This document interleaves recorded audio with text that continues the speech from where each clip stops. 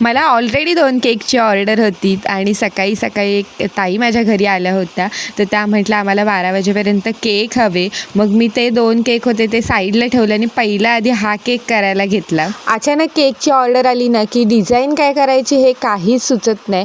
त्यामुळे मी रेग्युलर काही डिझाईन्स ठरवलेल्या आहेत की जर अचानक केक ऑर्डर आली तर ह्याच डिझाईन मी करत असते. हा केक जो आहे ना तो बरेच दिवस आधी बनवलेला आहे. बऱ्याच अशा व्हिडिओ आहेत की ज्या मी तुमच्याकडे शेअरच केले नाही आहेत, कारण ऑर्डर्समुळे ना व्हिडिओ एडिटिंग करायला, व्हिडिओ व्हॉइस ओव्हर करायला वेळच भेटत नाही.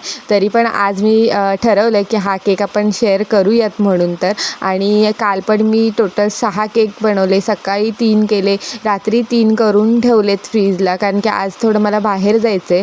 तर या केकची डिझाईन बघून ना माझे सासरे असं बोलत होते की तू खूपच सिम्पल डिझाईन केलीस, काहीतरी अजून करायला हवे होतंस. पण हा जो केक आहे ना तो जेंट्ससाठी करत होते आणि जेंट्सच्या केकवर जास्त झकामका करून चालत नाही, ते सिम्पलच ठेवायला लागतात. तर केकवर आपल्याला प्रॉपर कलर हवे असेल ना तर काय करायचं, आधी केकला फिनिशिंग देऊन घ्यायची. स्क्रॅपरवर थोडीशी क्रीम घ्यायची आणि त्याच्यामध्ये कलर टाकायचा आणि तो अशा पद्धतीने केकवर लावला ना आणि नंतर मग त्याच्यावर स्क्रॅपर वगैरे फिरवला की खूप छान कलर येतो केकला.